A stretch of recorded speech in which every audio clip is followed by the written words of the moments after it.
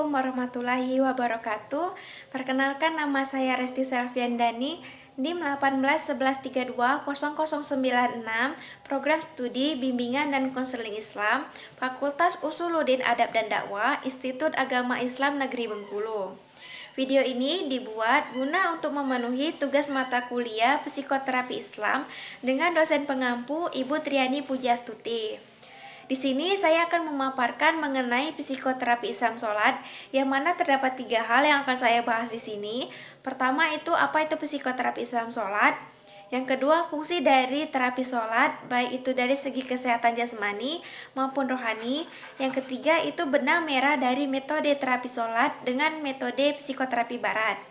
Nah, yang pertama saya akan menjelaskan mengenai apa itu psikoterapi Islam sholat. Psikoterapi Islam sholat merupakan penyembuhan, pengobatan, atau perawatan terapi kejiwaan, terapi mental, atau terapi pikiran dengan menggunakan terapi sholat yang merupakan ibadah wajib dilakukan oleh setiap umat Islam yang terdiri dari sholat fardu 5 waktu yang hukumnya wajib dilakukan umat muslim yang sudah balik. Nah, yang kedua itu saya akan memaparkan video mengenai fungsi terapi sholat, baik itu dari kesehatan jasmani maupun rohani. Berikut videonya.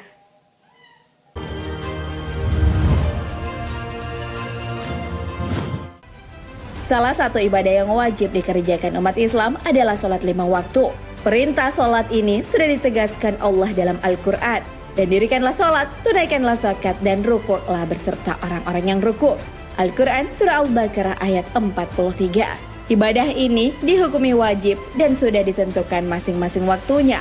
Walaupun hukumnya wajib, masih saja ada umat muslim yang tidak mengerjakannya. Entah karena lupa atau sengaja. Lupa karena sibuk bekerja atau lupa karena ketiduran.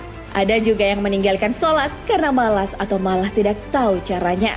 Orang yang meninggalkan sholat tentunya akan berdosa. Bahkan ada ulama yang menghukuminya dengan kafir jika meninggalkan sholat. Hal ini sesuai dengan sabda Rasulullah SAW. Dari Buraidah berkata, Rasulullah SAW bersabda, janji setia di antara kami dengan mereka adalah sholat. Barang siapa yang meninggalkan sholat, maka dia adalah kafir. Hadits riwayat Ahmad dan Ashabus Sunnah. Na'udzubillah. Semoga kita selalu istiqomah dalam menjalankan kewajiban. Sahabat beriman, namun tahukah Anda bahwa sholat tak hanya sebatas sebagai kewajiban?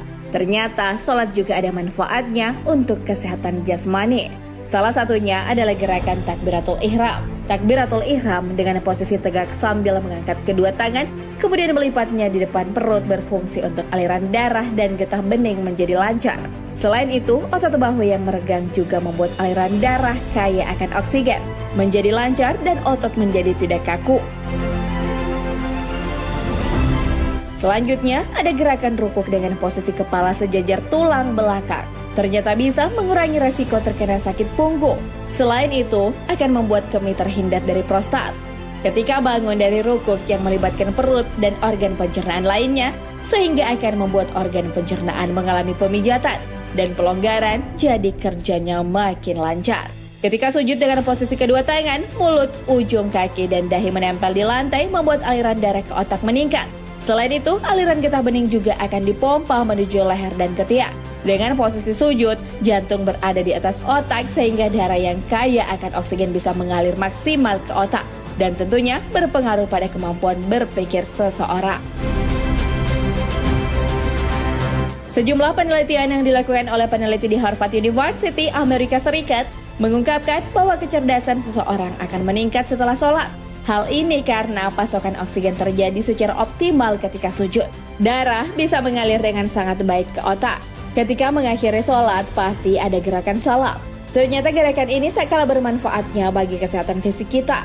Gerakan salam ke kiri dan ke kanan ternyata bisa merelaksasi otot yang berada di sekitar leher dan kepala. Otot di sekitar kepala akan lebih rileks dan menyempurnakan aliran darah di kepala. Bahkan gerakan ini ternyata bisa mencegah sakit kepala dan membuat kulit tetap kencang. Sahabat beriman, tak hanya jasmani, ternyata ibadah juga bermanfaat bagi rohani.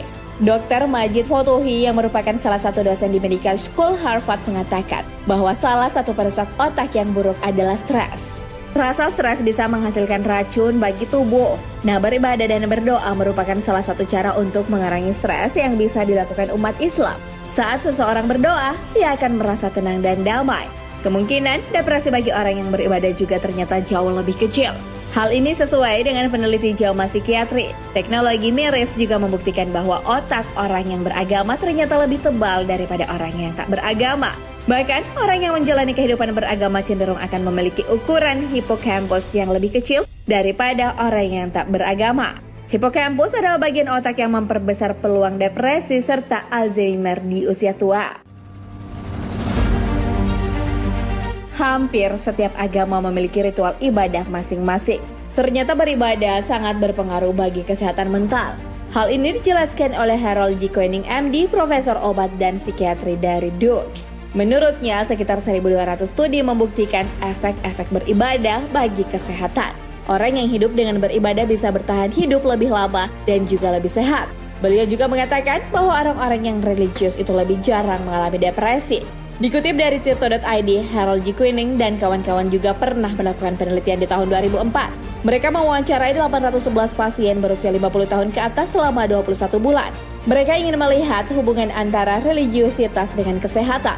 Religiusitas yang dimaksud di sini diukur dari aktivitas keagamaan terorganisasi maupun yang non-organisasi, seperti mendengarkan ceramah agama di radio atau televisi dan melakukan ibadah mandiri. Sampel penelitian tersebut sebagian besar melakukan aktivitas ibadah dalam hidupnya. Ada 97,6% percaya pada agama tertentu. Ada 37,3% menghadiri ibadah keagamaan mingguan dan sebanyak 80,8% melakukan doa pribadi setidaknya sekali sehari. Serta 50,7% membaca Alkitab atau literatur keagamaan lainnya beberapa kali per minggu. Hasil penelitiannya membuktikan bahwa orang yang memiliki aktivitas keagamaan membuat seminimal mungkin resiko perawatan jangka panjang. Untuk yang aktivitas keagamaannya tinggi, cenderung berpeluang rendah dirawat di panti jompo atau tempat rehabilitas. Nah, sahabat beriman, itulah manfaat secara jasmani dan rohani dalam beribadah, terutama sholat. Selain sebagai kewajiban umat untuk beribadah kepada Allah Subhanahu wa Ta'ala, ini juga sangat bermanfaat bagi kesehatan. Saking pentingnya sholat, hal ini terdapat dalam hadis Rasulullah SAW. Demi zat yang jiwaku berada di tangannya, ingin kiranya aku memerintahkan orang-orang mengumpulkan kayu bakar. Kemudian aku perintahkan mereka untuk menegakkan sholat yang telah dikumandangkan azannya. Lalu aku memerintahkan salah seorang untuk menjadi imam. Lalu aku menuju orang-orang yang tidak mengikuti sholat jamaah. Kemudian aku bakar rumah-rumah mereka. Hadis riwayat Bukhari dan Muslim. Wallahu a'lam bishawab. Nah, selanjutnya itu benang merah metode psikoterapi sholat dengan metode psikoterapi barat. Jika psikologi barat merupakan produk pemikiran dan penelitian empirik, psikologi Islam sholat sumber utamanya adalah wahyu, yakni apa kata kitab suci tentang jiwa, dengan asumsi bahwa Allah Subhanahu wa Ta'ala sebagai pencipta manusia yang paling mengetahui anatomi kejiwaan manusia. Selanjutnya, penelitian empirik membantu menafsirkan kitab suci. Tujuan psikologi barat hanya 3. Yang pertama itu menguraikan, kedua meramalkan, dan ketiga mengendalikan tingkah laku. Psikologi Islam sholat menambahkan 2 hal, yaitu membangun perilaku yang baik dan mendorong orang hingga merasa dekat dengan Allah Subhanahu wa Ta'ala. Jika konseling dalam psikologi barat hanya di sekitar masalah sehat dan tidak sehat secara psikologis, nah, psikologis Islam sholat ini menembus hingga bagaimana orang merasa hidupnya bermakna dan merasa dekat dengan Allah Subhanahu wa Ta'ala.